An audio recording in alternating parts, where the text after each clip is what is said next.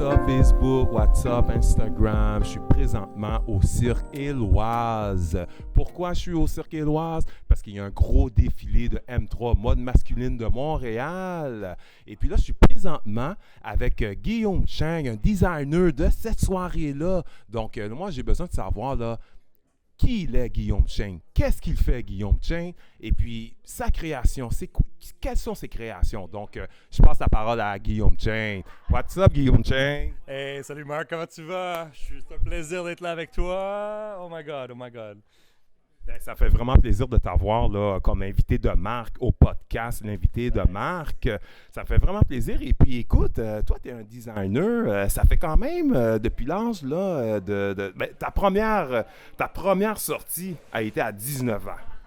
Tu as fait tes recherches, mon gars. Tu as fait tes recherches. Moi, effectivement, à 19 ans, j'ai parti ma première ligne de vêtements. Donc, en 2008 jusqu'en 2015, j'ai eu cette marque de vêtements. C'est une façon pour moi un peu de réintégrer ma passion puisque j'ai commencé à coudre à l'âge de 10 ans. Ouais. Donc, ça a toujours été une passion pour moi. Puis, à 19 ans, j'ai parti mon premier brand de vêtements. Et puis, j'ai dépoussiéré la machine à coudre de ma mère. J'ai recommencé à coudre. Et puis, c'est en 2015 que j'ai commencé le projet éponyme Guillaume Cheng. Donc, yeah.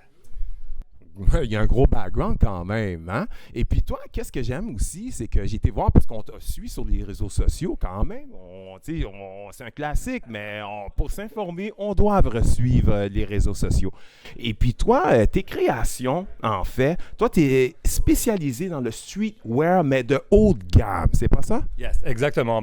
J'aime beaucoup le streetwear. Je suis influencé beaucoup par la culture orientale, japonaise, coréenne, tout ce que j'aime beaucoup ce qui est oversize. J'aime ce qui est quand même très, très, très... tu vois, tout ce qui est plutôt streetwear de base, comme qu'est-ce qu'on définit comme le streetwear, mais j'aime donner ma petite touche très, très oversize, très, très... Ta touche personnelle. Ma touche personnelle, ça reste quand même quelque chose de très, très basique, Oui. mais haut de gamme, tu vois?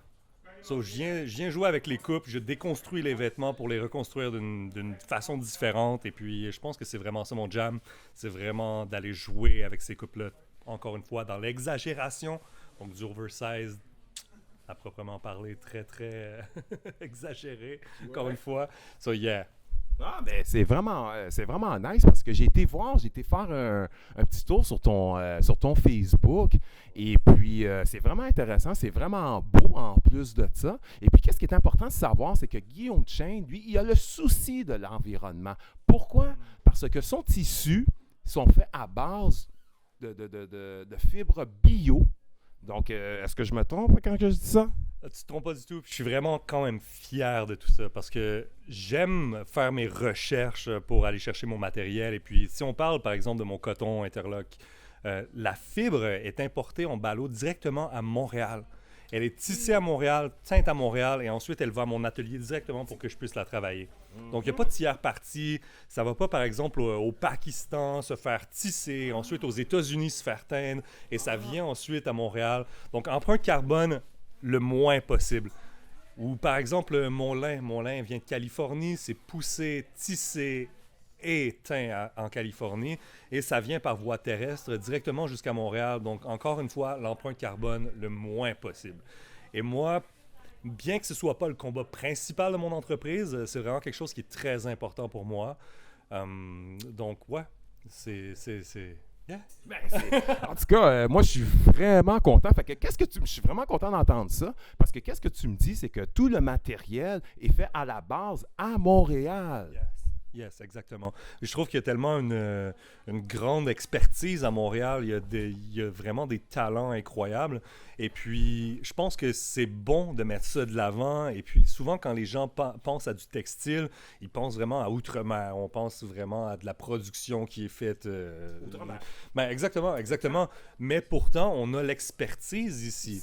On a la chance aussi de pouvoir faire importer ces matériaux bruts, de les travailler ici, encore une fois, avec cette expertise. J'ai répété souvent le mot expertise. mais tu vois, c'est vraiment ça. Et puis, avec de la recherche, un petit peu de recherche, on peut vraiment trouver ces petites mines d'or et pouvoir travailler avec ceux-ci. Fait que c'est vraiment pour moi une fierté de dire que mes matériaux sont très éthiques. Puis, c'est sûr que, bon, j'ai d'autres matériaux qui viennent, par exemple, de Nouvelle-Orléans. qui est encore une fois très niche. Mais c'est pas la même chose qu'un matériel qui a été tissé à Montréal. Donc bref, j'essaie vraiment d'aller chercher ces petites niches-là et de travailler avec ça là, pour rendre le truc un peu plus... à mon image. À ton image. Un peu plus aussi éco-responsable. Puis encore une fois, c'est pas le combat principal de mon entreprise, mais pour moi, c'est très important. Yeah. Ben, je pense que tu le fais bien, honnêtement. Et puis, je pense que ça prend des gens comme ça aussi. Justement, oui, OK, on se pratique, on fait quelque chose, on a des créations, mais avoir le souci d'environnement, je pense que ça, c'est une très bonne base parce que c'est important, comme il dit, là, puis c'est pas juste moi qui le dis, c'est M. Guillaume Chain qui le dit aussi également. Donc, je pense que c'est très, très, très important. Et puis, qu'est-ce que je voulais savoir? Qu'est-ce que j'ai remarqué aussi en allant sur ton Facebook? J'ai vu que tu as même aussi, il y a même des vedettes québécoises, puis même, je pense aussi à l'international, qui portent tes créations, si je ne me trompe pas. J'aime beaucoup le fait que tu aies fait tes recherches, Marc, for real. Tu me poses des bonnes questions, bro. Mais ouais. Vous avez vu? C'est Guillaume Chain qui le dit, hein? Hey, my boy Mark right there. Mais ouais, effectivement, mais j'aime travailler avec les vedettes, musiciens, artistes de ce monde, puisque pour moi, c'est une façon de partager mon art avec des gens qui partagent le leur avec moi. Parce que, not gonna lie, on parle de la musique, je suis dans mon atelier, je suis en train de travailler, je m'inspire de la musique que j'écoute. J'écoute ces artistes montréalais, et puis ils me partagent leurs vibes, leurs émotions et tout. Et moi, je me laisse imprégner de ces émotions et je crée là-dessus. Fait que pour moi, de les habiller, c'est un rêve. Non seulement c'est un rêve, mais c'est un blessing. C'est un blessing, c'est une bénédiction. C'est vraiment une chance incroyable. Puis de pouvoir travailler avec des âmes créatives comme ça, ben, non seulement on partage notre passion, mais on partage aussi la créativité. Et après ça, moi, je rentre dans mon atelier et tout ce que j'ai, c'est de l'inspiration. Je crée. Fait que, ouais, effectivement, c'est un de mes gros jams, ça. Ben, vous voyez, je suis vraiment content d'entendre ça parce que, tu sais, on les connaît pas tous, hein, les gens de talent, les designers de talent, on les connaît pas tous, on les voit pas toujours. Et puis, ça prend au moins, tu sais, quand que tu te fais référer, de dire, OK, mais tu devrais peut-être interviewer Guillaume Chain. Soit dit en passant, merci, mon cher ami. Hein. Écoute, c'est vraiment extraordinaire parce que là, je découvre un autre être que, wow, OK, il y a vraiment du gros talent à Montréal, même au Québec. Puis c'est important d'encourager les entreprises du Québec. Donc, c'est pour ça que je fais cette entrevue-là avec mon chum Guillaume Chain. Et puis, je vous reviens, là, je vais vous montrer deux, trois petits aperçus là, de ses créations, de ce runway avec les mannequins, tout ça. Donc, sur ce, je vous remercie énormément d'avoir été à l'écoute de l'invité de Marc, le podcast L'invité de Marc. Et puis mon Guillaume Chain, avant de fermer tout ça là, pour les gens à la maison, aurais-tu quelque chose à dire à ces gens-là?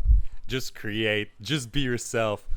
Anyone can be anyone. Like, comme on peut tous être quelque chose. Je pense dans la créativité, on se coupe souvent, on se restreint. Et puis, je pense que la plus belle chose au monde, c'est de vivre cette créativité-là et d'aller de l'avant. Tu l'as dit, j'ai commencé à coudre, j'avais 10 ans. J'ai commencé mon premier brand, j'avais 19 ans.